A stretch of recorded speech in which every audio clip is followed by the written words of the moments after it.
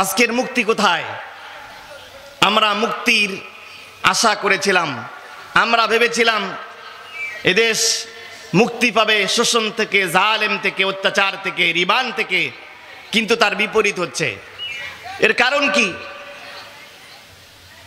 আসলে এতগুলো মানুষ লাগে না। একটি কল্যাণমূলক রাষ্ট্র গঠন করার জন্য এত লোকের দরকার হয়? কথা বলেন না কেন? বদরের যুদ্ধ, মাত্র ৩১৩ জন সৈনিক, ৭০টা উট, 2টা তরবারি, সরি 2টা ঘোড়া, ৭০টা উট, 2টা ঘোড়া, 8টা তরবারি। রমজান মাসের 17ই রমজান, সাহাবায়ে কেরাম শুধুমাত্র কেউ পানি খেয়ে সিহারি খেয়েছেন, কেউ বা একটা খেজুর খেয়ে সিহারি খেয়েছেন। 17ই রমজান বদরের যুদ্ধে তারা রওনা করেছেন, বদরের যুদ্ধে গিয়েছেন। আল্লাহ রাব্বুল আলামিন আবু জেহেলের নেতৃত্বে, আবু সুফিয়ানের নেতৃত্বে ওদিকে 1000 প্রশিক্ষিত সেনাবাহিনীর বিপরীতে মাত্র 313 জন সৈনিকের পক্ষে আল্লাহ বিজয় দান করেছেন। সুতরাং খালিদ বিন ওয়ালিদ রাদিয়াল্লাহু তাআলা আনহু কোন একটি যুদ্ধে মাত্র 60 জন সৈনিক নিয়ে 60,000 সেনাবাহিনীর বিপক্ষে তিনি জয়লাভ করেছেন। সুতরাং সংখ্যাধিক্য দিয়ে ইসলামে কোনো কোয়ালিটি কোয়ান্টিটি গণ্য করা হয় না। ইসলাম গণ্য করে ইমানি শক্তি কতটুকু, তার উপরে। কথা বলেন ঠিক কিনা? এজন্য আমি বলতে চাই 2024 সালের জুলাই গণ অভ্যুত্থান পরবর্তী সময়ে যে প্রেক্ষাপট তৈরি হয়েছে, এই প্রেক্ষাপটে 92 ভাগ লাগবে না, মাত্র 51 ভাগ মুসলমান যদি মাথা উঁচু করে দাঁড়ায়, তারা যদি একবার মাথা উঁচু করে ঘোষণা দেয় বাংলার জমিনে কোরআন ছাড়া, ইসলাম ছাড়া, দাড়িওয়ালা ছাড়া আর কোন মোসারু, মদখোর, চাঁদাখোর, টেন্ডারবাজদের আমরা দেখতে চাই না, এই ঘোষণা যদি দিতে পারে, আমরা বিশ্বাস করি আগামীর বাংলাদেশের জাতীয় সংসদে অবশ্যই কোরআন ক্ষমতায় যাবে। কথা বলেন ঠিক কিনা? আমার ভাইরা, আল্লাহ কোরআনে বলছেন কাম মিন ফিয়াতিন কলিলাতিন গালাবাত ফিয়াতান কাসীরাতান বিইজনিল্লাহ। আল্লাহ তাআলা বলেন কাম মিন ফিয়াতিন কলিলাতিন গালাবাত ফিয়াতান কাসীরাতান বিইজনিল্লাহ আল্লাহু মা'আস সাবিরিন। আল্লাহ তাআলা বলেন তোমরা 92 নাকি 100 ভাগ মুসলমান আমি দেখতে চাই না।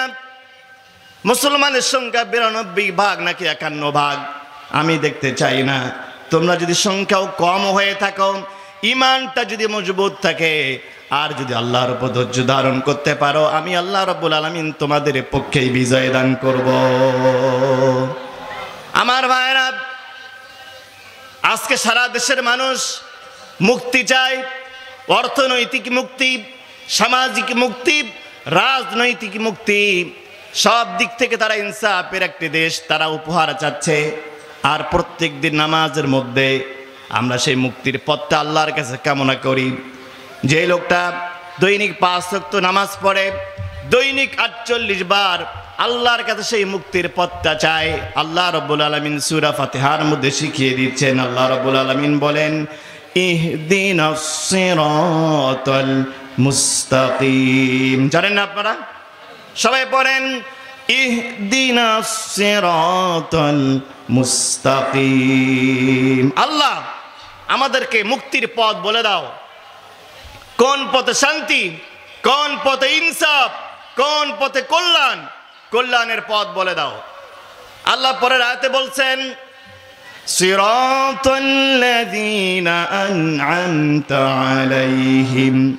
আল্লাহ তাআলা বলেন আমার কল্যাণের পথটা হচ্ছে সেই পথ যেই পথের লোকেরা নিয়ামত প্রাপ্ত হয়েছে। বলেন সুবহানাল্লাহ।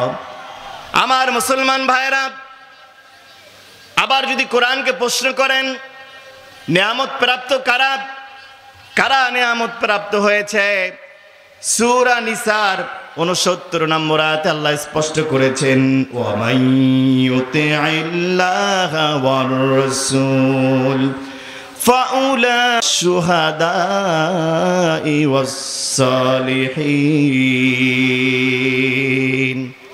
আল্লাহ তাআলা বলেন, ফাউলাইকা মাআল্লাযীনা আনআমা আল্লাহু আলাইহিম, আমার নিয়ামত প্রাপ্ত বান্দারা হচ্ছেন আন-নবিয়্যিন, যারা নবী, ওয়াস-সিদ্দীকিন, যারা সিদ্দিক, ওয়াস-শুহাদা, যারা শহীদ, ওয়াস-সালিহিন, এবং যারা নেককার বান্দা। বলেন না সুবহানাল্লাহ। আমার ভাইরা, আমরা মুক্তি চাই। সারা দেশের মানুষ জালেম থেকে, জুলুম থেকে মুক্তি চায়। মুক্তি পাওয়ার জন্য কি কাজ করতে হবে, আজকে আমরা সেই নিয়ে সংক্ষিপ্ত আকারে কিছু আলোচনা করব। কোন কোন কাজ করার মাধ্যমে মানুষ মুক্তি পাবে অন্ধকার থেকে, জালেম থেকে, শোষণ থেকে, নির্যাতন থেকে, রিমান্ড থেকে, জেল জুলুম জরিমানা থেকে মুক্তি পাবে। 1 নাম্বার হলো ঈমানী শক্তিকে বলিষ্ঠ করা। বলেন তো, ঈমানী শক্তিকে কি করা? ঈমানী শক্তি অর্জন করা, ঈমানী শক্তি বলিষ্ঠ করা, ঈমানী শক্তিটাকে আপনার কঠোর করা, ঈমানী শক্তিটাকে বৃদ্ধি করা। এইটা 4টা কাজের মাধ্যমে ঈমানী শক্তি বৃদ্ধি করা যায়। বলেন তো, কয়টা কাজ করলে ঈমানী শক্তি বৃদ্ধি হয়? সবাইকে বলতে হবে, কয়টি কাজ করলে ঈমানী শক্তি বৃদ্ধি হয়? 4টা কাজ করার মাধ্যমে। 1 নাম্বার হলো যারা কোরআন তেলাওয়াত করে, কোরআন তেলাওয়াত করার মাধ্যমে আল্লাহ তাদের ঈমানটাকে বৃদ্ধি করে দেন। সূরা আনফাল 2 নম্বর আয়াতে আল্লাহ ঘোষণা দেন, ইন্নামাল মুমিনুনাল্লাযীনা ইযা যুকিরাল্লাহু ওয়াজিলাত কুলুবুহুম ওয়া ইযা তুলিয়াত আলাইহিম আয়াতুহু যাদাতুহুম ঈমানা ওয়া আলা রাব্বিহিম ইয়াতাওয়াক্কালুন।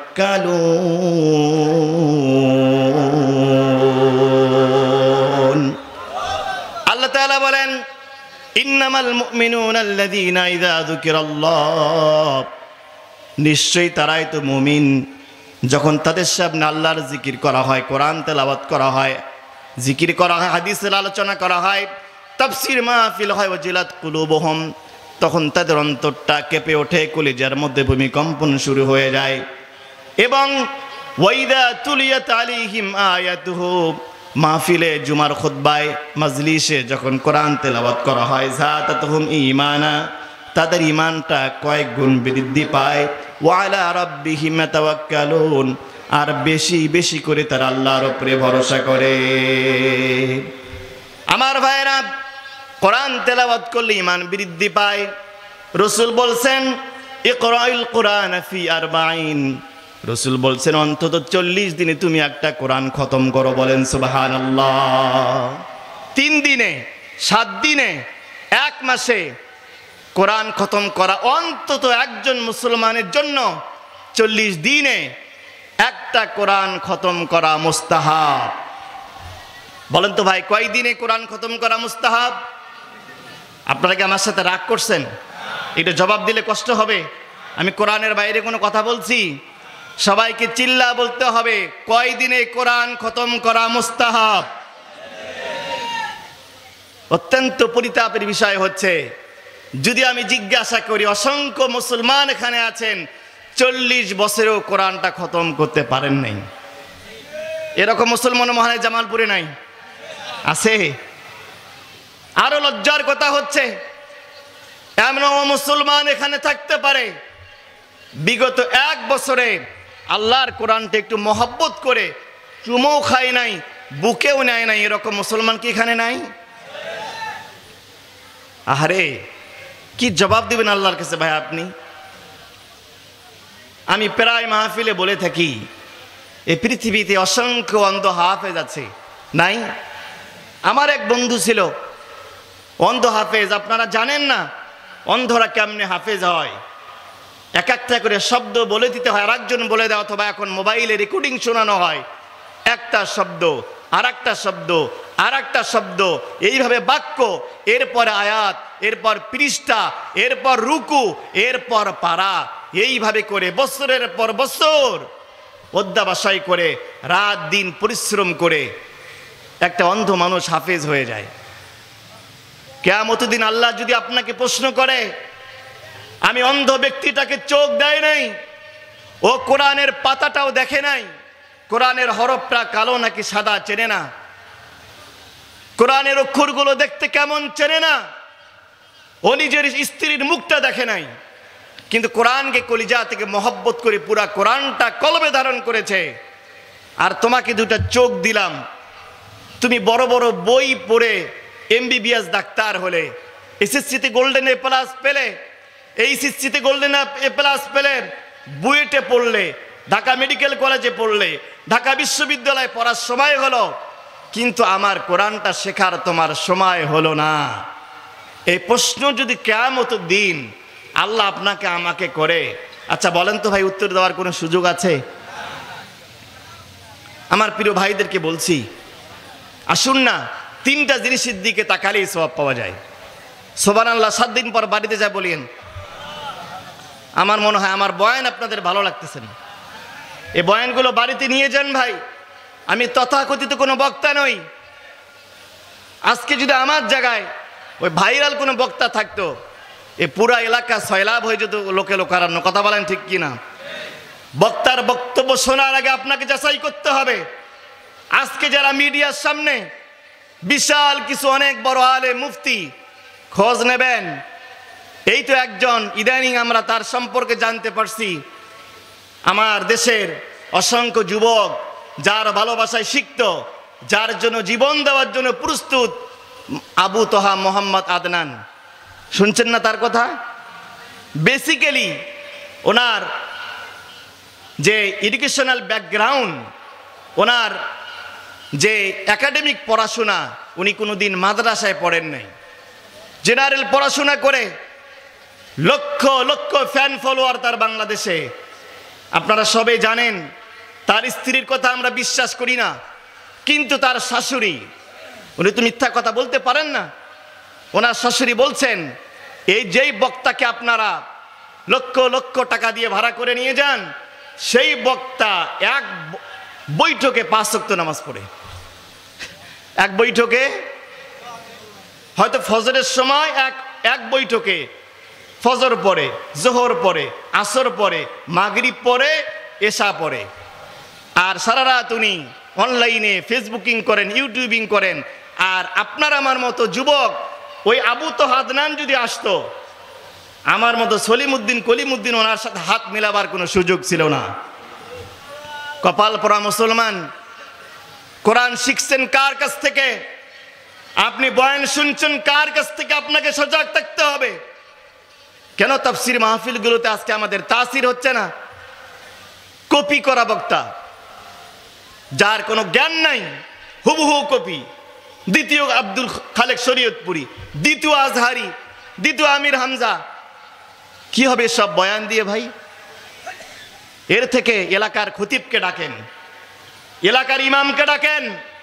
পড়া জাতি পৃথিবীতে আর একটাও নাই। আমার কথাকে বিরক্ত হচ্ছেন নাকি ভাইরা? এ কথাগুলো ভালো লাগবে না, ইউটিউবে যাবে, কালকে সমালোচনা করা হবে, কিন্তু বাস্তবতা এটাই। বিরক্ত হচ্ছেন? আসুন, আমি বলছিলাম তিনটা জিনিসের দিকে তাকালে সওয়াব পাওয়া যায়। মনে থাকবে, মুখস্থ করে যান। কোনো আল্লাহর বান্দা যদি কোরআনটা শিখতে পারেন নাই, কোরআনটা শিখতে পারেন নাই, বয়স হয়ে গিয়েছে, মহব্বত নিয়ে, আবেগ নিয়ে, ভালোবাসা নিয়ে কোরআনটা যদি চুমু খান, কোরআনটা যদি মুখে নেন, বুকে নেন, কোরআনটার দিকে তাকান, কোরআনটার দিকে তাকালে আল্লাহ আপনার আমলনামায় সওয়াব দান করে দেন। আল্লাহর কাবা ঘর, কোন আল্লাহর বান্দা আল্লাহর কাবা ঘরে 24 ঘন্টা 120টা রহমত নাজিল হচ্ছে। মহব্বত আর ভালোবাসা নিয়ে যদি আল্লাহর ঘরের দিকে তাকান, সাথে সাথে আপনার আমলনামায় সওয়াব লেখা হয়ে যায়। আপনার বাড়িতে যে মা বসে আছেন, আপনার মা আর বাবার দিকে একবার নেক নজরে তাকালেই একটা কবুল হজের সওয়াব লেখা হয়ে যায়। আমি এই কথা অনেকবার বলছি, জান্নাত তাফসীর মাহফিলে নাই, জান্নাত মসজিদে নাই, জান্নাত মাদ্রাসায় নাই, জান্নাত মক্কা মদিনায় নাই, জান্নাত রয়েছে আপনার মায়ের পায়ের নিচে। অসংখ্য যুবক এখানে আছে, শাশুড়িকে আম্মু বলে ডাকে আর মাকে বুড়ি বলে ডাকে। এরকম কুলাঙ্গার এখানে নাই? শ্বশুরকে আব্বু বলে ডাকে আর বাবাকে বুড়া বলে ডাকে। কপাল পোড়া মুসলমান। কিসের পীর তোমার?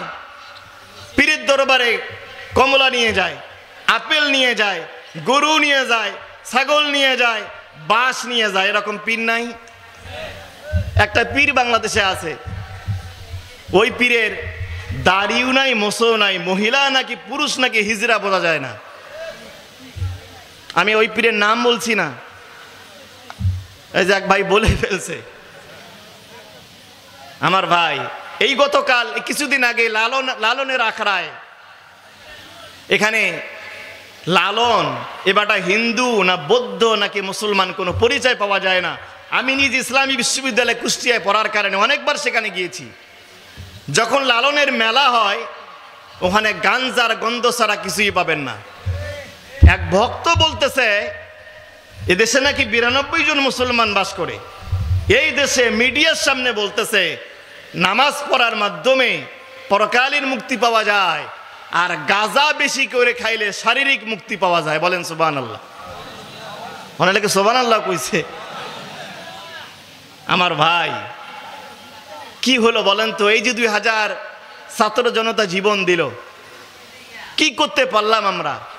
এখনো যদি প্রকাশ্যে দিবালোকে মিডিয়ার সামনে বলা হয় যে গাঁজা খাইলে শরীরে শক্তি বৃদ্ধি হয়, শরীর মুক্তি পায়, আমার মনে হয় দেশের মুসলমানদের সবগুলোকে, শতকরা 92 জনকে এদেশ ছেড়ে দিয়ে পালিয়ে যাওয়া উচিত।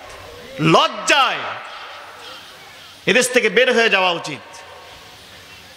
আসুন না ভাই, কোরআনটাকে শিখি। আমি বলতেছিলাম কোরআনুল করিম যদি আমরা তেলাওয়াত করি, কোরআন তেলাওয়াত করি, ঈমানটা বৃদ্ধি পায়। বলেন না সুবহানাল্লাহ।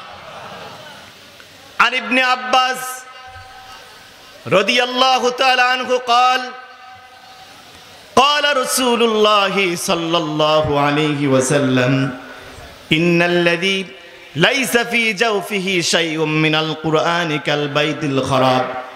হুজুর বলছেন যেই ঘরের মধ্যে কোরআন শেখানো হয় না, যেই বাড়িতে কোরআন নাই, কোরআনের আলেম নাই, কোরআন পড়া হয় না, কোরআন তাকে উপরে রেখে দিয়েছেন, বছরের পর বছর হয়ে গিয়েছে, সেখানে মাকড়সার জাল দিয়েছে, ময়লার স্তূপ হয়ে গিয়েছে, ওই বাড়িতে কোরআনের কোনো শিক্ষা দেওয়া হয় না, কোরআন নাই।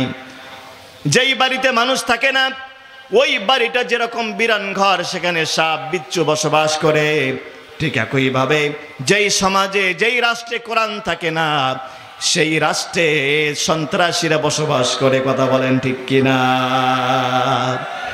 আজকে আপনি তাকান, সমাজগুলোর দিকে তাকান, বিশ্ববিদ্যালয়গুলো বিগত 15 বছর ধরে বিশ্ববিদ্যালয়গুলোতে সন্ত্রাসী করা হয়েছে, চাঁদাবাজি করা হয়েছে। 24 সালের পরে এমন এক প্রেক্ষাপট তৈরি হলো, এমন এক বাংলাদেশ আমরা পেলাম, বাংলাদেশ ইসলামী ছাত্র শিবির। এ পর্যন্ত 4টা বিশ্ববিদ্যালয় নির্বাচন হলো, ডাকসু, চাকসু, জাকসু এবং রাকসু। বিপুল পরিমাণে ছাত্র শিবির বিজয় লাভ করেছে। বলেন সুবহানাল্লাহ। ঢাকা বিশ্ববিদ্যালয়, যেখানকার মেয়েরা অন্যায় ইউজ করে না অধিকাংশ, যেখানকার ছাত্ররা রাত্রিবেলায় গাঁজা সেবন করে, যারা মদ পান করে, অনেক ছাত্র, আমি সবার কথা বলছি না, এটা আবার ভুল মেসেজ আপনারা নেবেন না।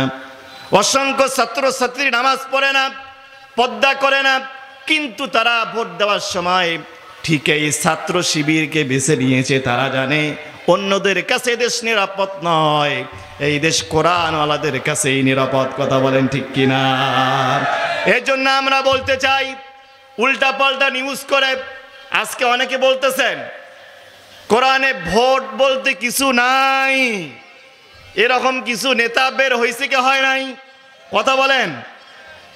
জামালপুরের মাটিতে চ্যালেঞ্জ করে গেলাম, যদি আপনি প্রমাণ করতে পারেন কোরআনে ভোট বলতে কোনো কথা নাই, ওই দিন থেকে আর কোনো দিন মাইকের সামনে কথা বলবো না।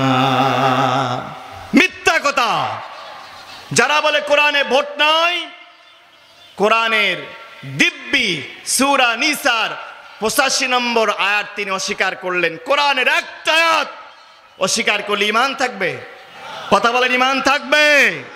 সুতরাং এই সব ভুলভাল তথ্য দিয়ে এদেশের মানুষকে আর বিভ্রান্ত করা যাবে না।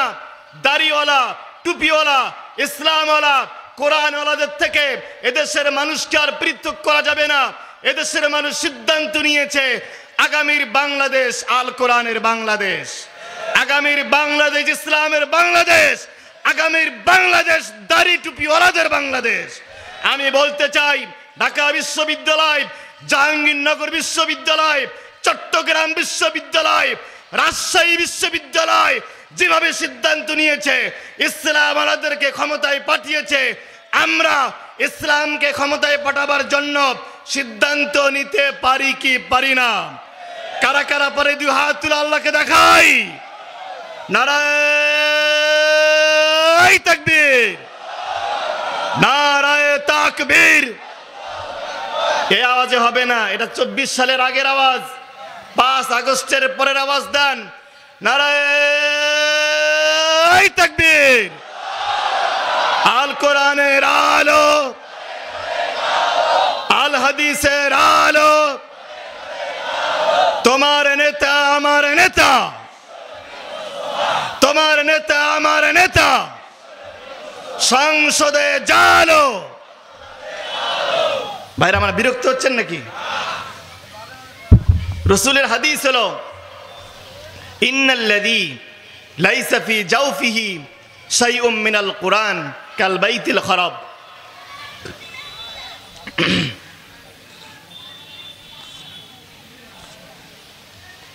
রাসূল বলছেন, যেই বাড়িতে কোরআন, যেই বাড়িতে মানুষ থাকে না, সেই বাড়িটা যেরকম একটা বিরান ঘর হয়, সাপ বিচ্ছু পোকামাকড় জিন বসবাস করে, ঠিক একইভাবে যেই সমাজে কোরআনের আইন থাকে না, যেই রাষ্ট্রে কোরআনের আইন চলে না, এই রাষ্ট্রটা হয় সন্ত্রাসীদের আড্ডাখানা। কথা বলেন ঠিক কি না?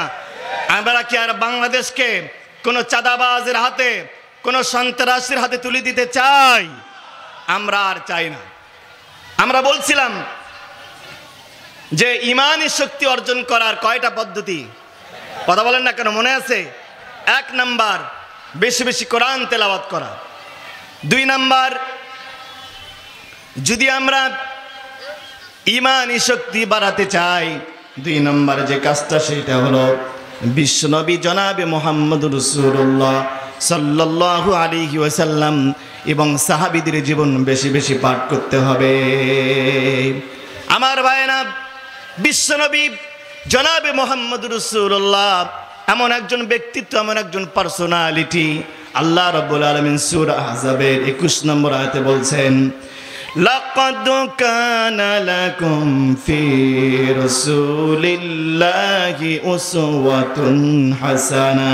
আল্লাহ তাআলা বলছেন, একজন মানুষের যত আদর্শ দরকার, রাজনৈতিক আদর্শ, সামাজিক আদর্শ, বাবার আদর্শ, সন্তানের আদর্শ, দাদার আদর্শ, নানার আদর্শ, সন্তানের আদর্শ, রাষ্ট্রনায়কের আদর্শ, প্রধান বিচারপতির আদর্শ, রাষ্ট্রনায়কের আদর্শ, প্রধানমন্ত্রীর আদর্শ, সমস্ত মানুষের আদর্শ রূপে আমি আমার রসুলকে পাঠিয়েছি। বলেন সুবহানাল্লাহ। রসুল হচ্ছেন সব ডিপার্টমেন্টের জন্য, পৃথিবীর অগণিত অসংখ্য মাখলুকাতের জন্য আল্লাহ তার রসুলকে আদর্শ করে পাঠিয়েছেন। আমার ভাইয়েরা, বিশ্বনবীর জীবনী পাঠ করা, এই পৃথিবীতে বর্তমানে প্রায় 6,500 ভাষা আছে। বলেন তো ভাষার সংখ্যা কত? 6,500 ভাষা আছে। বাংলা, ইংরেজি, উর্দু, ফার্সি, তামিল, এইরকম, রুশ, চায়না, 6,500 ভাষা আছে। 6,500 ভাষা দিয়া নবীজির জীবনী গ্রন্থের সংখ্যা হলো প্রায় 8.5 লক্ষ। নবীজির সিরাত গ্রন্থ, নবীজির বায়োগ্রাফির, নবীজির জীবনী গ্রন্থের সংখ্যা হচ্ছে প্রায় 8.5 লক্ষ। পৃথিবীর আর কোন নেতা আছে এত বই? কারো নামে লেখা হয় না, যেই বই লেখা হয়েছে আমার নবী, আপনার নবী, বিশ্ব নবী জনাবে মোহাম্মদ রাসূলুল্লাহ সাল্লাল্লাহু আলাইহি ওয়াসাল্লামের নামে। ভাই ফ্যানটা একটু এদিকে সরাই দেন, একটু পিছনে দেন, এর গলা সমস্যা হচ্ছে, একটু পিছন দিকে দেন আমার ভাইরা। এজন্য নবীজির জীবনী বেশি করে পড়া। 3 নাম্বার, আমরা যদি ইমানের শক্তি বৃদ্ধি করতে চাই, আল্লাহ তাআলার বেশি বেশি জিকির করা। বলেন তো 3 নাম্বার কি? কথা বলেন। 1 নাম্বার বেশি বেশি কোরআন তেলাওয়াত করা, 2 নাম্বার নবীজির জীবনী পাঠ করা, 3 নাম্বার আল্লাহর জিকির বেশি বেশি তেলাওয়াত করা, বেশি বেশি জিকির করা। সূরাতুল রাদের 28 নম্বর আয়াতে আল্লাহ রাব্বুল আলামিন বলছেন, আল্লাযীনা আমানু ওয়া তাতমাইন্নু কুলুবুহুম বিযিকর। হাদিসের মধ্যে বলছেন, ক্বালা রাসূলুল্লাহি সাল্লাল্লাহু আলাইহি ওয়াসাল্লাম, আহাব্বুল কালামি ইলাল্লাহি আরবা। আল্লাহর কাছে 4টা জিকির সবথেকে বেশি প্রিয়। বলেন তো কয়টা জিকির আল্লাহর কাছে সবথেকে বেশি প্রিয়? 4টা। 1 নাম্বার সুবহানাল্লাহ, 2 নাম্বার আলহামদুলিল্লাহ। বললে কি গুনাহ হবে? 1 নাম্বার, 2 নাম্বার, 3 নাম্বার লা ইলাহা ইল্লাল্লাহ, 4 নাম্বার হচ্ছে আল্লাহু আকবার। চিৎকার করে বলেন আল্লাহু আকবার। একটু জিকির করুন, লা ইলাহা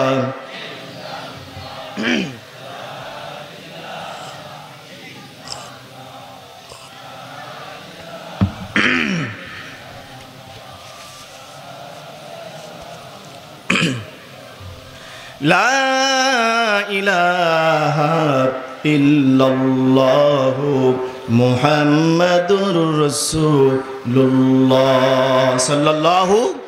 রাসূল বলেন, আহাব্বুল কালামি ইলাল্লাহি আরবা। 4টা জিকির, 4টা শব্দ আল্লাহর কাছে সবথেকে দামি। সুবহানাল্লাহ, আলহামদুলিল্লাহ, লা ইলাহা ইল্লাল্লাহ, আল্লাহু আকবার। এই 4টা জিকির করব তো ইনশাআল্লাহ। রাসূল অন্য হাদিসে বলেন, মা মিন আবদিন ক্বালা লা ইলাহা ইল্লাল্লাহ খালিসাম মুখলিসা। হুজুর বলেন, আল্লাহর কোন বান্দা ইখলাসের সাথে যদি লা ইলাহা ইল্লাল্লাহ পাঠ করে, ইল্লা ফুতিহাত লাহু আবওয়াবুস সামা, তার জন্য আসমানের সমস্ত দরজাগুলো খুলে দেওয়া হয়। কেন খুলে দেওয়া হয়? হাত্তা তুফজিহা ইলাল আরশ।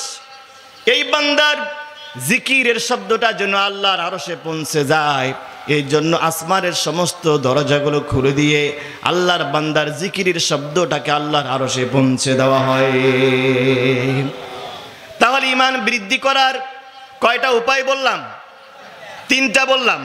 1 নাম্বার, এখনই ভুলে গেছেন ভাই, বেশি বেশি কোরআন তেলাওয়াত করা। 2 নাম্বার হচ্ছে রাসূলের জীবনী বেশি বেশি পাঠ করা। 3 নাম্বার হচ্ছে বেশি বেশি আল্লাহ তাআলার জিকির করা। 4 নাম্বার হচ্ছে আল্লাহর জন্য কাউকে ভালোবাসা, আবার আল্লাহর জন্য কাউকে ঘৃণা করা। বলবেন হুজুর এটা আবার কেমন হাদিস বললেন? আল্লাহর জন্য ভালোবাসাটা বুঝলাম, কিন্তু আল্লাহর জন্য ঘৃণা করাটা তো বুঝতে পারলাম না।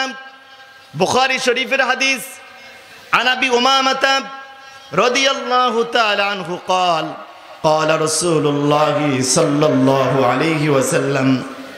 হুজুর বলেন, মান হাব্বা লিল্লাহ, যে ব্যক্তি আল্লাহর জন্য ভালোবাসে, ও আবগাদা লিল্লাহ, আল্লাহর জন্য কাউকে ঘৃণা করে, ও আতা লিল্লাহ, আল্লাহর জন্য কাউকে দান করে, ও মানা লিল্লাহ, আল্লাহর জন্যই কাউকে দান করে না, ফাকাদ ইস্তাকমালাল ঈমান, তার ঈমানটা হলো পরিপূর্ণ ঈমান। বলেন সুবহানাল্লাহ। আল্লাহর জন্যই ভালোবাসা, আল্লাহর জন্যই ঘৃণা করা, আল্লাহর জন্যই দান করা, আবার আল্লাহর জন্যই দান না করা। একটু বুঝায় দেয়, একটু ভালো করে বুঝেন। আমরা সব থেকে পৃথিবীতে ভালোবাসি কাকে? মা এবং মা এবং বাবাকে এত ভালোবাসা আমরা কাউকে বাসি না। এই মা এবং বাবা যদি আপনাকে অন্যায় কাজ করতে বলে, আল্লাহ বিরোধী কোনো কাজ করতে বলে, এই কাজ কি করা যাবে নাকি? কথা বলেন, যাবে নাকি? আল্লাহ কোরআনে বলছেন, وَإِن جَاهَدَاكَ عَلَىٰ أَن تُشْرِكَ بِي مَا لَيْسَ لَكَ بِهِ عِلْمٌ। আল্লাহ বলেন, তোমার জন্ম দেওয়া মা এবং বাবা যদি আল্লাহর সাথে শিরিক করতে বলে, আল্লাহ বিরোধী কোনো কাজ করতে বলে, তাহলে তোমার মা বাবার কথাও শোনা যাবে না। বলেন তো ঘোষণা কার? চিৎকার করে বলতে হবে, ঘোষণা কার? এবার যদি আপনার দলের নেতা চাঁদাবাজি করতে বলে, নেতার কথা তো শোনা যাবে? কথা বলেন না কেন? নেতা যদি বলে বিড়ি খাও, বিড়ি খাওয়া যাবে?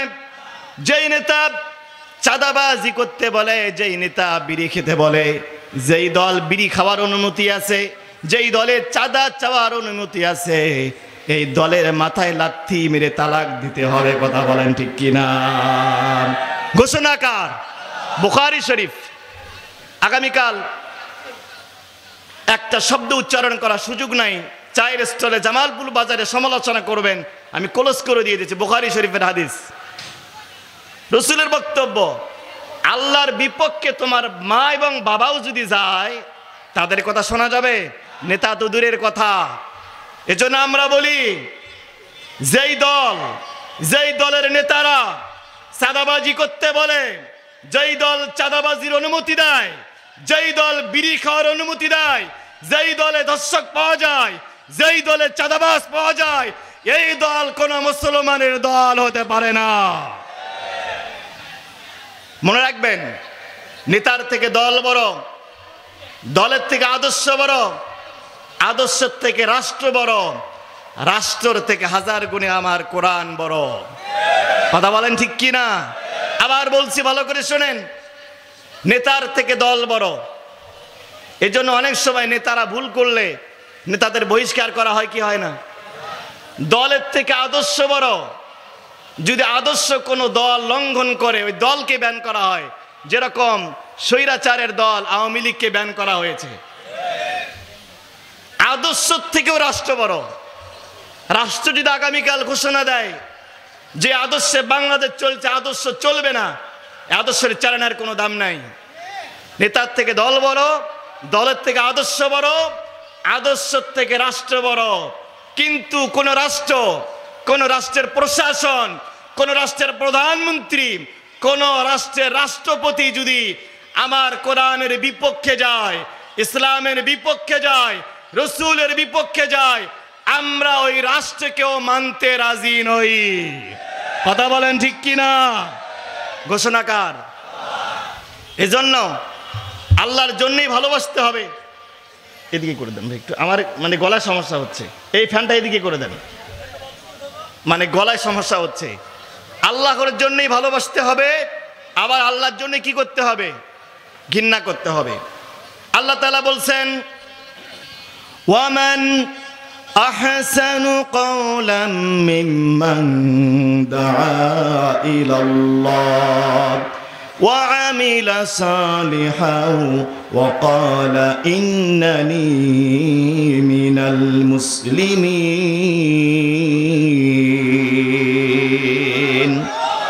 আল্লাহ বলেন, ওই দল কতই না ভালো, ওই দলের কর্মসূচি কতই না ভালো, যেই দল নামাজের দিকে ডাকে, যেই দল দিন কায়েমের দিকে ডাকে, যেই দল ইনসাফের দিকে ডাকে, যেই দল ভালো কথার দিকে ডাকে, তার থেকে ভালো কথা আর কিছুই হতে পারে না।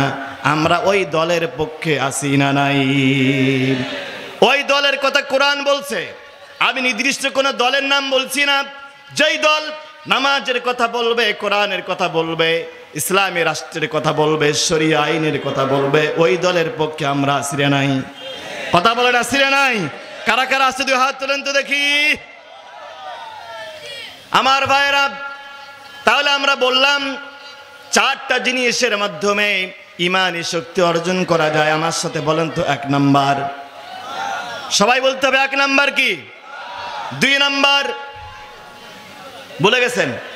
নবীজির জীবনী বেশি করে পাঠ করা, 3 নাম্বার বেশি বেশি আল্লাহর জিকির করা, 4 নাম্বার হচ্ছে আল্লাহর জন্য কাউকে ভালোবাসা, আবার আল্লাহর জন্যই কাউকে ঘৃণা করা। কথা বলেন ঠিক কিনা? এবার আসেন মুক্তির জন্য। আমি এটা 1 নম্বর পয়েন্ট বললাম, ইমানের শক্তি অর্জন করা। আমরা যদি মুক্তি পেতে চাই, ইনসাফ এবং একটি কল্যাণকর রাষ্ট্র প্রতিষ্ঠা করতে চাই, 2 নম্বর পয়েন্ট হলো ইসলামের মধ্যে পরিপূর্ণরূপে প্রবেশ করতে হবে। আচ্ছা বলেন তো, ইসলাম মানতে হবে বাকি না পুরা নাকি অর্ধেক? ইসলাম মানতে হবে পুরা নাকি অর্ধেক? আচ্ছা ভাই বলেন তো, পৃথিবীতে মানুষ কোনো কাজ অর্ধেক করে নাকি পুরা করে? বিয়ে করার সময় আজকে একটা কবুল বলল, আর 6 মাস পর আর 2টা কবুল বলে, এরকম হয় নাকি? কথা বলেন। টয়লেট বাথরুমে যাওয়ার পরে অর্ধেক পানি নাই, এখন 2 ঘন্টা পরে আর অর্ধেক পানি, এরকম কি হয়? রাত্রিবেলায় ঘুমাতে গেছেন, এক চোখ বন্ধ রাখবেন আর এক চোখ খোলা রাখবেন, এরকম কি কখনো হয়েছে নাকি? রাত্রিবেলায় ঘুমাতে গেছেন, মশারির বাইরে 1 হাত, মশারির ভেতরে আর 1 হাত, এরকম কি কখনো হয় নাকি? খেতে বসেছেন, অর্ধেক খাবেন আর অর্ধেক খাবেন না, এটা কখনো হয় না। দুনিয়ার সমস্ত কাজ করার সময় আমরা অর্ধেক করি না, পুরাপুরি করি। কিন্তু দুঃখজনক হলো ইসলাম মানার সময়, কোরআন মানার সময় আমরা অর্ধেক কোরআন মানি। কথা বলেন ঠিক কিনা? দেখেন আপনি দৈনিক 48 বার নামাজের মধ্যে ওয়াদা করতেছেন, দৈনিক 48 বার করে ওয়াদা করতেছেন, ইয়্যাকা না'বুদু ওয়া ইয়্যাকা নাস্তাঈন। দৈনিক 48 বার করে বলতেছেন, আল্লাহ আমরা তোমারই ইবাদত করি এবং তোমারই সাহায্য চাই। যেই লোকটা মসজিদে নামাজ পড়লো আল্লাহর আইন দিয়ে, ফজরের নামাজ পড়তে গেছেন, ইমাম সাহেব বলতেছে আজকে ফজরের নামাজ ফরজ নামাজ 3 রাকাত পড়া হবে। জামালপুরের মুসলমানেরা তা মানব মনে হয়? 3 রাকাত পড়লে তো সব বেশি হওয়ার কথা, 1টা রাকাত বেশি হবে, 2টা সেজদা বেশি হবে, 1টা রুকু বেশি হবে, তাসবিহ বেশি হবে, তাহলিল বেশি হবে। কিন্তু আওয়ামী লীগ মানবে নাকি? বিএনপি মানবে নাকি? দুনিয়ার কোন লোক মানবে না, তার কারণ ফজরের নামাজ 2 রাকাত ফরজ, কিয়ামত পর্যন্ত 2 রাকাতেই থাকবে। কথা বলেন ঠিক কিনা? যেই লোকটা বিএনপি করে, জাতীয় পার্টি করে, নাগরিক পার্টি করে, জাসদ করে, বাসদ করে, মাইজ ভান্ডারি, সারসিনা, চরমনাই, 8 রশি যেই দলে করেন না কেন, ফজরের নামাজ কিন্তু কেউ 2 রাকাতের পরিবর্তে 3 রাকাত চায় না। সবাই জানে মসজিদ চলবে কার আইন দিয়া? চিৎকার করে বলবেন, নামাজ হবে কার আইন দিয়ে? এই লোকটাই যখন মসজিদ থেকে বেরিয়ে রাজনীতি করতে যায়, তখন আর আল্লাহর আইন দিয়ে রাজনীতি করে না, মানুষের তৈরি করা আইন দিয়ে রাজনীতি করে। কথা বলেন ঠিক কিনা? তার মানে হলো লোকটা মসজিদে মানলো কার আইন? চিৎকার করে বলেন। মসজিদের বাইরে মানলো কার আইন? মানুষের তৈরি করা আইন।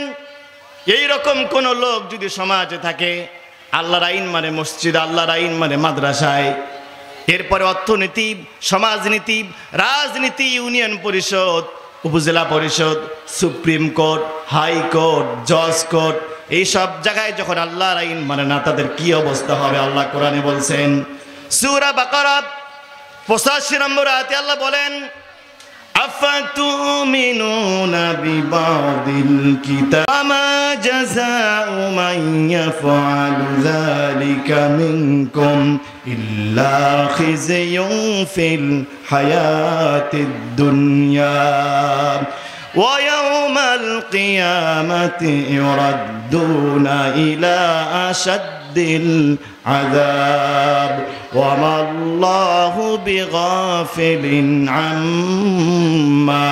তা'মালুন। আল্লাহ বলেন, আফাতুমিনুনা বিবাদিল কিতাব, হে মুসলমানেরা তোমরা কোরআনের কিছু অংশ বিশ্বাস করো, তাকফুরুনা বিবাদ, আর কিছু অংশ তোমরা বিশ্বাস করো না। এই যদি হয় তোমাদের অবস্থা, ইল্লা খিজিয়ুন ফিল হায়াতিদ দুনিয়া, দুনিয়ায় তোমাদেরকে লাঞ্ছিত করা হবে। দুনিয়ায় কি করা হবে? লাঞ্ছিত করা হবে। তার প্রমাণ পেয়েছেন কি পান নাই? বিগত স্বৈরাচার আল্লাহর আইনের পরিবর্তে মানুষের তৈরি করা মতবাদের উপর অবিচল ছিল, যার কারণে পালাবার সময় তার নিজের লুঙ্গিটা পর্যন্ত নেওয়ার সময় পায় নাই। আগামী দিনে যদি কেউ বিগত স্বৈরাচারের মতো হতে চায়, যদি আলেমদের উপর নির্যাতন করতে চায়, কোরআনের বিপক্ষে দাঁড়ায়, আগামী দিনে যদি এইরকম স্বৈরাচার কেউ হতে চায়, নিজের পায়ের জুতাটাও নেওয়ার সময় পাবেন না। কথা বলেন ঠিক কিনা আমার ভাইরা? আচ্ছা বলেন তো, যেই নেতা মানুষের তৈরি করার রাজনীতি করতেছেন, ওনার মা বাবার বিবাহ হয়েছে কোরআনের আইন দিয়ে নাকি মানুষের আইন দিয়া? কথা বলেন। ওই নেতা জুমার নামাজ পড়ে মানুষের আইন দিয়ে নাকি কোরআনের আইন দিয়ে? জুমার খুতবা হয় কোরআনের আইন দিয়ে নাকি মানুষের আইন দিয়ে? রোজা, তারাবি, সিহারি, ইফতার, হজ, যাকাত, বিবাহ, শাদী, জানাজা, রুগী, সব জায়গায় আপনি কোরআনের আইন মানেন, কোনো সমস্যা হয় না। যখনই বলা হয় এই রাষ্ট্র আল্লাহর, এই জমিন আল্লাহর, ইউনিয়ন পরিষদ চলবে, উপজেলা পরিষদ চলবে, সুপ্রিম কোর্ট চলবে, জজ কোর্ট চলবে, হাইকোর্ট চলবে, জাতীয় সংসদ চলবে কোরআন দিয়া, তখনই তাদের কলিজা আগুন লেগে যায়। অথচ ওই কোরআন দিয়ে নামাজ পড়ে কোনো মাথা ব্যথা নাই। একই কোরআন দিয়ে তার মায়ের বিবাহ হয়েছে, তার বিবাহ হয়েছে, তার সন্তানের বিবাহ হয়েছে, কোনো আপত্তি নাই। কেন? কেন তারা কোরআনের আইন সহ্য করতে পারে না? এর কারণ হলো চোর চায় না গেরস্ত জেগে থাকুক। আমার কথা মনে হয় বোঝেন নাই। বিড়াল চায় না মাছের ভান্ডের ঢাকনাটা ঢেকে থাকুক। কথা বলেন ঠিক কি না? ওই সুযোগ আর বাংলাদেশে নাই। এদেশের মানুষকে আর ভুল বোঝানো যাবে না। তারা সিদ্ধান্ত নিতে শুরু করেছে, মসজিদ চলবে যে আইন দিয়ে, নামাজ হবে যে আইন দিয়ে, রোজা হবে যে আইন দিয়ে, হজ হবে যে আইন দিয়ে, যাকাত হবে যে আইন দিয়ে, তারাবি, সিয়ারি, ইফতার, হজ, যাকাত, নামাজ যা হবে সবকিছু হবে যে আইন দিয়ে, যেই কোরআন দিয়ে। আগামীর বাংলাদেশও চলবে সেই কোরআন দিয়ে। কোনো সন্দেহ আছে? Very clear here, there is no doubt and conviction and conflicted, there is no conflict here, very clear, দ্বিমত করার কোনো সুযোগ নাই, স্পষ্ট কথা। আপনি মসজিদে কোরআনের আইন মানে, আরে ভাই জাতীয় সংসদ কোরআন দিয়ে চললে আপনার সমস্যা কোথায়? কথা বলেন না কেন? রাগ করতেছেন? বিরক্ত হচ্ছেন? 3 নাম্বার, যদি আমরা মুক্তি পেতে চাই, মুক্তির পথ অবলম্বন করতে চাই, 3 নাম্বার পদ্ধতি হলো নির্যাতিত মাজলুম মুসলমানদের পাশে দাঁড়াতে হবে। বলেন তো কাদের পাশে দাঁড়াতে হবে? বিরক্ত হচ্ছেন ভাইরা? আল্লাহ তাআলা বলেন সূরা নিসা ৭৫ নম্বর আয়াতে আল্লাহ বলেন, ওয়ামা লাকুম লা তুকাতিলুনা ফি সাবিলিল্লাহ। আল্লাহ বলেন তোমরা কেন সংগ্রাম করো না, লড়াই করতেছো না, জিহাদ করতেছো না? ওয়াল মুস্তাদাফিন মিনার রিজালি ওয়ান নিসাই ওয়াল বিলদান, ওই পুরুষ, মহিলা এবং শিশুরা চিৎকার করে বলতেছে, ইয়াকুলুনা রব্বানা, আমাদের রব, আখরিজনা মিন হাযিহিল ক্বরিয়াতিজ যালিমি আহলুহা। ওই ফিলিস্তিনে, ওই সোমালিয়ায়, ইরাকে, আফগানিস্তানে, কাশ্মীরে, মায়ানমারে, রাখাইনে লক্ষ লক্ষ মুসলমান বলতেছে, রব্বানা, ও আরশের মালিক আল্লাহ, আখরিজিনা, আমাদেরকে বের করে নাও, মিন হাযিহিল ক্বরিয়াতিজ যালিমি আহলুহা, এই জালিমদের আযাব আর সহ্য হয় না। গুলির শব্দ, কামানের শব্দ, বোমার শব্দ আর সহ্য করা যায় না।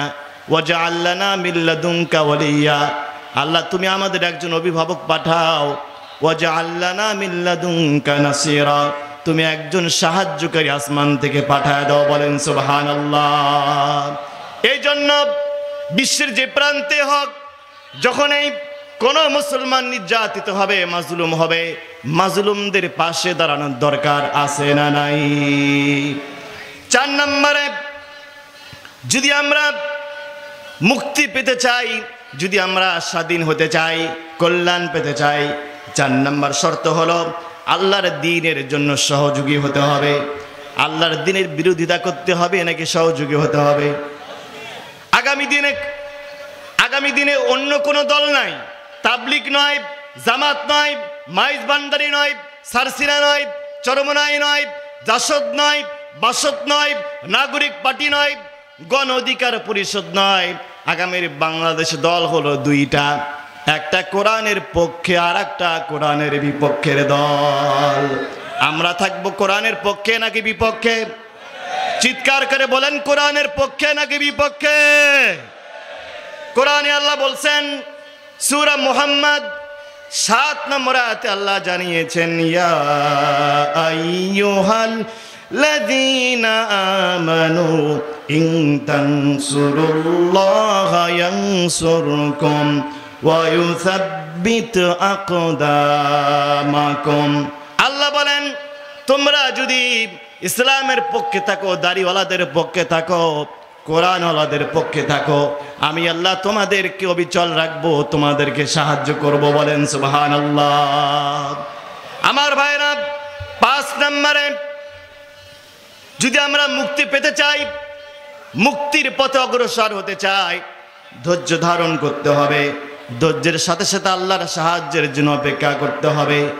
বিগত 15 বছরে আমরা দেখেছি, বিগত 15 বছরে অনেক মানুষ মনে করেছিল আর কোনোদিন হাসিনা চলে যাবে না, আর কোনোদিন আমরা স্বৈরাচারের হাত থেকে মুক্তি পাবো না।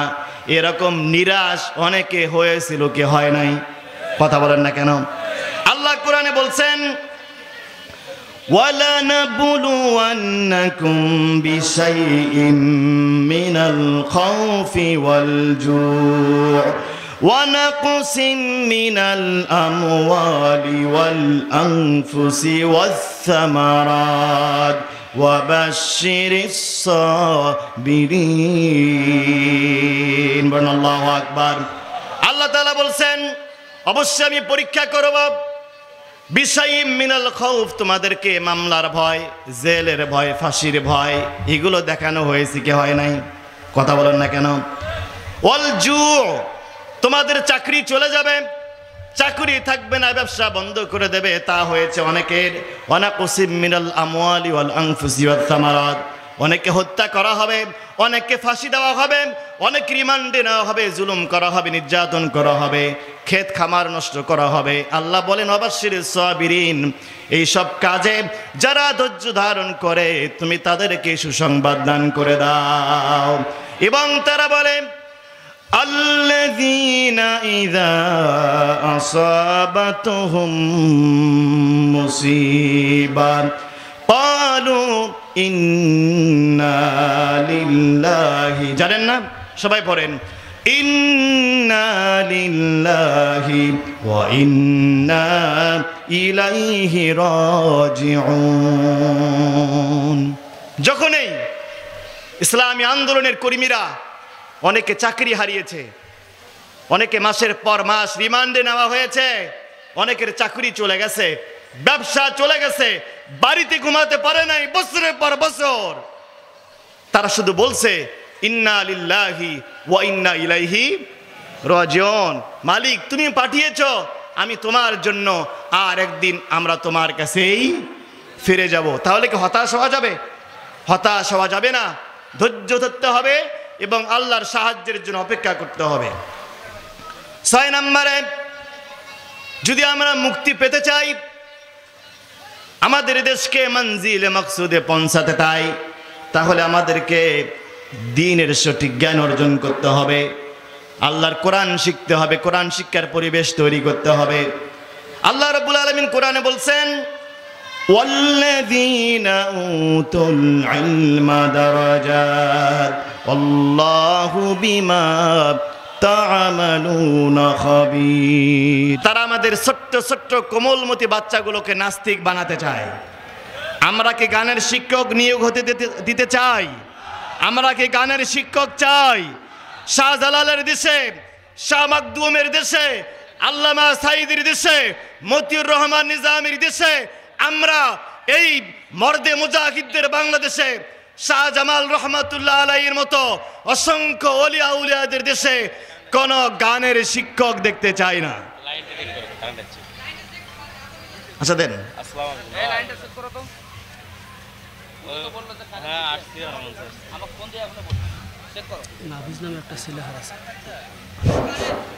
নাফিজ নামে একটি ছেলে হারিয়ে গেছে। নাফিজ, যদি কেউ সন্ধান পেয়ে থাকেন মঞ্চে যোগাযোগ করেন। ভাই চেঞ্জ করছেন? ভাইরা আমার বিরক্ত হচ্ছেন নাকি আপনারা? আমরা বলছিলাম যে কোরআন ভিত্তিক শিক্ষা ব্যবস্থা চালু করতে হবে এবং সেটা প্রচারের ব্যবস্থা করতে হবে। এরপরে 7 নম্বরে আল্লাহর কাছে বেশি বেশি দোয়া করতে হবে। আল্লাহর কাছে বেশি বেশি দোয়া করতে হবে 7 নম্বরে এসে। এর আগে আরো 6টা কাজ আছে না নাই? কথা বলেন। 6টা আমি পয়েন্ট বলছি, এরপরে 7 নম্বর পয়েন্টে দোয়া করতে হবে। আল্লাহ বলছেন وَإِذَا سَأَلَكَ عِبَادِي عَنِّي فَإِنِّي قَرِيبٌ أُجِيبُ دَعْوَةَ الدَّاعِ إِذَا دَعَانِ। আল্লাহ বলেন, হে নবী, যখনই আপনাকে কোনো সাহাবী, কোনো আল্লাহর বান্দা প্রশ্ন করে আমি আল্লাহ কোথায়, আপনি বলে দেন ফাইন্নি করিব, আমি আল্লাহ বান্দার অত্যন্ত নিকটে আছি। বলেন সুবহানাল্লাহ। আমার ভাইরা, দোয়া শুধু করলে হবে না।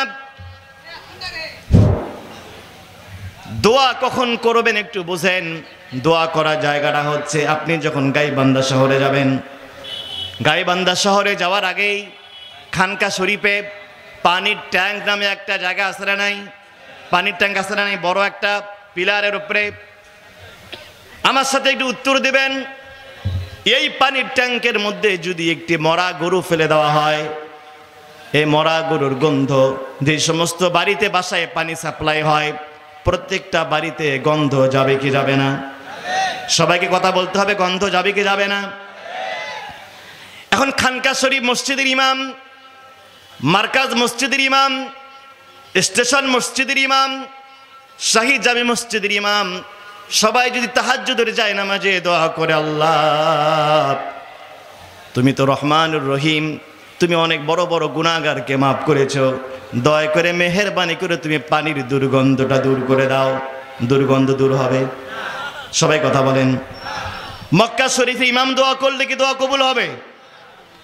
এই দোয়া আল্লাহর কাছে কখনোই পৌঁছবে না। এই দোয়া করার আগে আর একটা কাজ করতে হবে।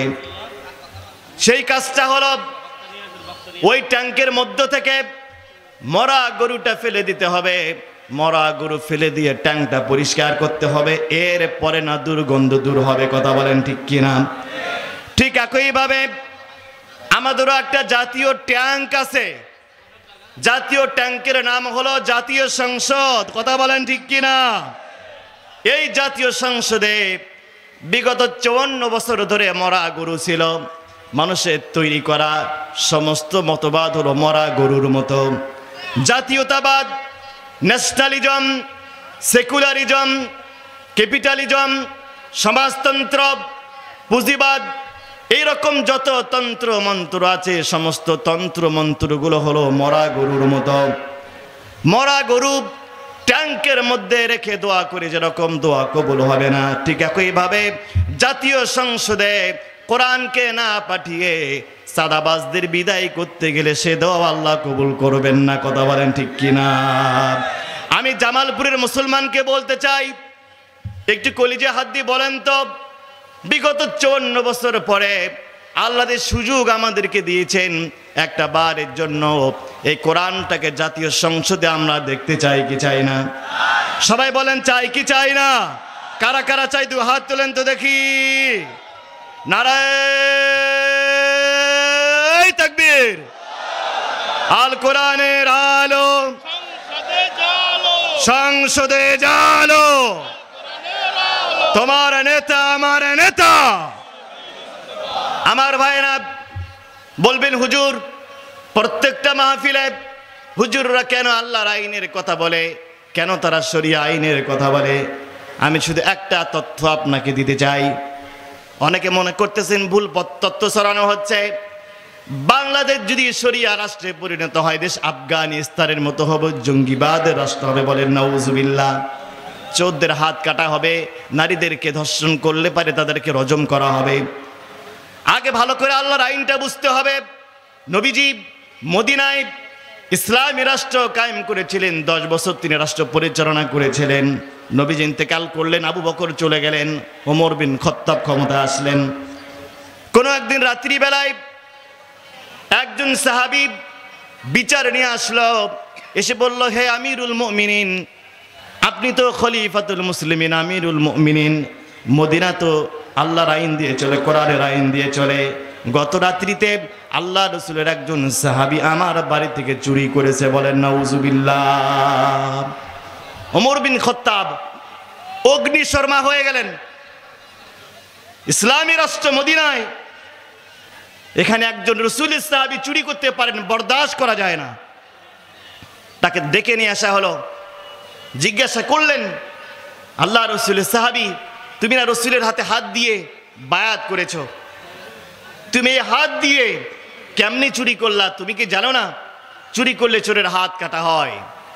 সাহাবী কেঁদে ফেললেন, বললেন, আমিরুল মুমিনিন, আমাকে মাফ করবেন, আমি হঠাৎ করে চুরি করতে যাইনি, হঠাৎ করে চুরি করতে যাইনি। আমার বাড়িতে পরিবার সহ 3 দিন ধরে আমার বাড়িতে খাবার নাই। আপনার রাষ্ট্রের কোনো দায়িত্বশীল, কোনো মেম্বার, কোনো চেয়ারম্যান আমার বাড়িতে খোঁজ নিতে যায়নি। বাধ্য হয়ে চুরি করতে গিয়েছি। যেহেতু আমার চুরি করার অভ্যাস নাই, আমি যেই মাত্র একটা মাল ধরেছি, হঠাৎ করে হাতটা কাঁপতে কাঁপতে মালটা পড়ে গিয়েছে হাত থেকে, আমাকে ধরে ফেলছে। তখন ওমর বিন খাত্তাব বললেন, তরবারিটা তুমি নাও, আমি ওমরের ডান হাতটা কেটে হাত থেকে, দেহ থেকে আলাদা করে ফেলো। বলেন আল্লাহু আকবার। এই জন্য আজকে যারা শরিয়া আইনের বিপক্ষে অবস্থান নিয়েছেন, যারা আজকে কোরআনের আইনের বিরোধিতা করছেন, আপনি কোরআনের আইনের সৌন্দর্য জানেন না। চোরের বিধান, হাত কাটার বিধান তখনই জারি করা হবে এদেশের প্রত্যেকটা মানুষের ঘরে ঘরে যখন খাদ্য পৌঁছে যাবে। কথা বলেন ঠিক কিনা?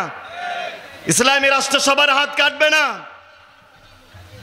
মুরগি চোর, জুতা চোর, সাইকেল চোর, এই চুরি দিয়ে কিচ্ছু হয় না।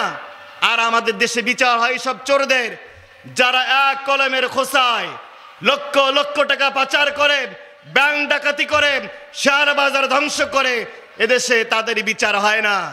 দুর্নীতিবাজরা, বাটপাড়েরা, চাঁদাবাজেরা, টেম্পু স্ট্যান্ড দখলকারীরা বুঝতে পেরেছে আগামী দিনে কোরআন ক্ষমতায় গেলে মুরগি চোর নয়, হাঁস চোর নয়, জুতা চোর নয়, এরকম টেন্ডারবাজ, চাঁদাবাজদের হাত কাটা হবে। এই জন্য তারা কোরআনের আইনের বিরোধিতা করছে। কোনো সুযোগ নেই। সূর্যের আলো, সূর্য উঠলে হাজার হাজার মানুষ বাধা দিয়ে সূর্যের আলোকে আপনি আটকাতে পারবেন? এদেশের মানুষ রাগসুতে, চাকসুতে, ডাকসুতে সিদ্ধান্ত নিতে শুরু করেছে। ইয়াং জেনারেশন জেগেছে। আগামীর বাংলাদেশ হচ্ছে কোরআনের বাংলাদেশ, আগামীর বাংলাদেশ ইসলামের বাংলাদেশ, আগামীর বাংলাদেশ দাড়ি টুপি ওয়ালাদের বাংলাদেশ। সুতরাং দোয়া করতে হবে। দোয়া করবেন কোন পর্যায়ে? আগে এই 7টা কাজ করে আমরা দোয়া করব। এরপরে 8 নাম্বার, জুলুম এবং জালিমের বিরুদ্ধে বজ্র আওয়াজ তুলতে হবে। কথা বলেন ঠিক কিনা? যদি জুলুম করে আমার বাবা, আমি কি চুপ করে থাকবো? যদি আমার বাবা জুলুম করেন, আমার বাবা যদি ইসলামের বিপক্ষে দাঁড়ান, আমি তার পক্ষে নাকি বিপক্ষে? ইব্রাহিম আলাইহিস সালাম, তার বাবা আজর, বারবার তিনি আজরকে বলছেন, বাবা মূর্তি পূজা করবেন না, এগুলো ছেড়ে দেন। আজর বলতেছে, ক্বালা রাগিবুন আনতা আন আলিহাতি ইয়া ইব্রাহিম। আজর বলতেছে, ইব্রাহিম তুমি যদি আমার দেবদেবীকে গালিগালাজ বন্ধ না করো, লারজুমান্নাক, আমি তোমাকে পাথর মেরে হত্যা করব। ইব্রাহিম আলাইহিস সালাম বললেন, ক্বালা সালামুন আলাইক, আমার বাবা আপনার উপরে আল্লাহর শান্তি বর্ষিত হোক। বলেন সুবহানাল্লাহ। সুতরাং জালিম যদি আমার বাবা হয়, সাদাবাজ যদি আমার ভাই হয়, চাঁদাবাজ যদি আমার নিজের কেউ হয়, আমি সাদাবাজের পক্ষে নই, আমি কোরআনওয়ালাদের পক্ষে। এর কারণ হলো আল্লাহ কোরআনে বলছেন, সূরা হুদ 113 নম্বর আয়াত লিখে নিয়ে যান। আল্লাহ বলছেন, ওয়ালা তারকানু ইলাল্লাযীনা যালামু ফাতামাসসাকুমুন নার। আল্লাহ বলেন, জালিমেরা মাঝে মধ্যে 2-4টা ভালো কাজ করে না? দেখবেন চাঁদাবাজিও করে, আবার তাফসীর মাহফিলে গিয়ে বিশাল একটা টুপি মাথায় দিয়ে বড় আল্লাহর ওলি সাজে। আল্লাহ বলেন, ওয়ালা তারকানু ইলাল্লাযীনা যালামু, ওই জালেমদের টুপি আর জালেমদের তাফসীর মাহফিলে আসা দেখে লাফালাফি করিও না। কথাকার সূরা হুদ 113 নম্বর আয়াত। আল্লাহ বলছেন, জালিমদের 2-4টা ভালো কাজ দেখে একটা মসজিদ বানায় দিল, মডেল মসজিদ বানাইলো, মসজিদে 2 লাখ টাকা দান করলো, আর একবারে প্রশংসার বন্যায় ভাষাতে আল্লাহ বলেন, খবরদার, জালিমদের 2-4টার কথায়, ওদের মন ভুলানো কথায় ভোলা যাবে না। ফাতামাসসাকুমুন নার, যদি ভুলে যাও তোমাদেরকে জাহান্নামের আগুন স্পর্শ করবে। বলে নাউজুবিল্লাহ। তাহলে আমরা জালিমের পক্ষে নাকি বিপক্ষে? চিৎকার করে বলতে হবে, জালিমের পক্ষে না বিপক্ষে? 9 নাম্বার পয়েন্ট হচ্ছে, মুসলিমদের ভ্রাতৃত্বের বন্ধনে আবদ্ধ করে পাহাড় সম ঐক্য গড়ে তোলা। আমাদের সামনে কি করতে হবে? ঐক্য গড়ে তুলতে হবে। আচ্ছা ভাই বলেন তো, মশা সব জায়গায় মার খায় না? কথা বলে না কেন? মশা ঘরে মার খায়, রাস্তায় মার খায়, এমনকি টয়লেটে গেলেও মার খায়। এর কারণ হলো মশার মধ্যে কোনো ইউনিটি নেই, মশার মধ্যে কোনো ঐক্য আছে? কথা বলেন না কেন? কিন্তু মৌমাছি দেখেন মৌমাছির মতো হব। এজন্য দল মত নির্বিশেষে, কে জাতীয় পার্টি, কে নাগরিক পার্টি, কে এনসিপি, কে মাইজ ভান্ডারি, কার টুপি উঁচু লম্বা, কে হাত নাভির ফাতিহা নামাজের মধ্যে পড়ে কি পড়ে না, আমিন জোরে বলে নাকি আস্তে বলে, এটা আমাদের ডাজেন্ট ম্যাটার। আগামী দিনের একটাই মানদণ্ড, যেই মুসলমান সেই আমাদের দলের। সকলে মিলেমিশে আমরা কোরআনের পক্ষে, কোরআনকে সংসদে নিয়ে যাব ইনশাআল্লাহ। দল একটাই, সে দলের নাম কি? ইসলাম। দলের নাম কি? চিৎকার করে বলেন, সেই দলের নাম কি? সুতরাং ঐক্য গড়ে তুলতে হবে। 10 নম্বরে সর্বশেষ পয়েন্ট হচ্ছে, আল্লাহর রাস্তায় জান এবং মাল দিয়ে জিহাদ করতে হবে। সূরা সফের 11 নম্বর আয়াতে আল্লাহ বলছেন, আল্লাহ পাক বলেন, তুমিনুনা বিল্লাহি ওয়া রাসূলিহি ওয়া তুজাহিদুনা ফি সাবিলিল্লাহ।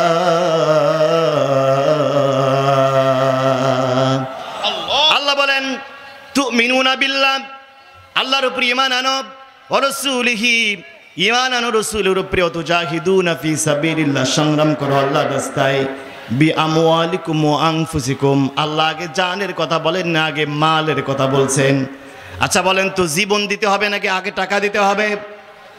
আমি আপনাদের কাছে আগে জীবন চাই না মাল চাই? রাসূলের হাদিস হলো, রাসূল বলছেন, আম মুআযিনিল জুহান্নি রাদিয়াল্লাহু তাআলা আনহু قال قال رسول الله صلى الله عليه وسلم من قرأ القرآن وعمل بما فيه ألبس والده تاجا يوم القيامة। বড় জামালপুর শাহ জামাল রহমতুল্লাহ আলী এতিমখানা। আমি এখানে জুমার নামাজ পড়াই, খুতবা এখানে দেই। আমি বাচ্চাগুলোর দিকে তাকাই, একটু ওদের দিকে কলিজা দিয়ে তাকাবেন। রাসূলের হাদিস হলো, আপনার বাচ্চা কত শানসহ কত থাকে, আপনার বাচ্চার জন্য 3 বেলা খাবার নিয়ে বসে থাকেন। এই বাচ্চাগুলো মা নাই, অনেকের বাবা নাই, বাচ্চাগুলো ফলোরিং করে থাকে। রাসূলের বক্তব্য হলো, যে ব্যক্তি কোরআন শেখে, যে হাফেজ কোরআন শেখে, আর যে কোরআনের অনুযায়ী আমল করে, কিয়ামতের দিন ওই হাফেজের মাথায়, ওই হাফেজের পিতামাতার মাথায় আল্লাহ নূরের মুকুট পরায় দিবেন। দুহু আহসানু মিন দুই শামস, হুজুর বলেন ওই হাফেজের মাথায় যে মুকুট পরানো হবে তার মুকুটের আলো হবে সূর্যের আলোর থেকে 1000 গুণে বেশি।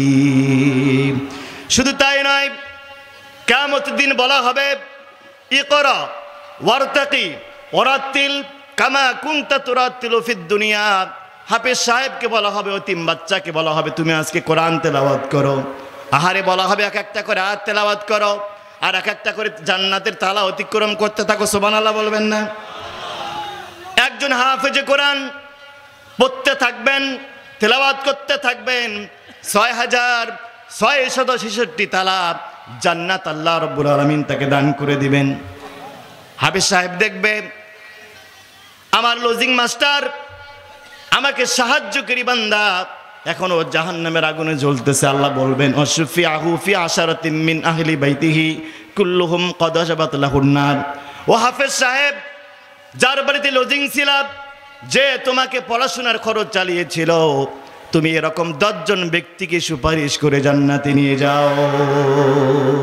আমার ভাই, এখানে কার কার মা বাবা নাই? একটু হাত তোলেন তো দেখি ভাই, কার কার মা বাবা নাই? আচ্ছা হাত নামান। মা বাবা মারা গেলে আমরা একটা ভুল কাজ করে থাকি। 2 লক্ষ টাকা খরচ করে আপনি গরু জবাই করে 40 করে খাওয়ান, আপনার টাকা আছে খাওয়ান, আমার আপত্তি নাই, কিন্তু পদ্ধতি কোনটা ভালো? 2 লক্ষ টাকা খরচ করে 2000 মানুষকে খাওয়ালেন, সব পাবেন সর্বোচ্চ 24 ঘন্টা। তার কারণ খাবার থাকবে পেটে কয় ঘন্টা? কথা বলেন না কেন? 2 লক্ষ টাকা আপনি খরচ করে খাওয়ালেন, আবার লবণ যদি একটু কম হয় খাবারের 12টা বাজাবে। কথা বলেন ঠিক কি না? এবার মা মারা গেছে, বাবা মারা গেছে, এতিমখানায় এসে 2000 টাকা দিয়ে গেলেন, কাউকে বলার দরকার নাই। মুহতামিমকেও বলে গেলেন হুজুর রাখেন, এই টাকাগুলো রাখেন, আমার মা নাই, আমার মার জন্য একটু দোয়া করিয়েন। বিশ্বাস করেন এ বাচ্চা তাহাজ্জুদ পড়ে, এরা 5 ওয়াক্ত নামাজ পড়ে জামাতের সাথে। একজন হাফেজ হবে, আরো 10 জনকে মানাবে, ওরা 10 জনকে মানাবে, কিয়ামত পর্যন্ত এই যে সিলসিলা চলবে। আমাকে যিনি হাফেজ বানিয়েছেন, আমার হাত দিয়ে অসংখ্য হাফেজ বেরিয়েছে, আমার ছাত্ররা হাফেজ বানাচ্ছে, কিয়ামত পর্যন্ত এই যে সিলসিলা চলবে। আপনি কবরে সওয়াব পেতে থাকবেন ইনশাআল্লাহ।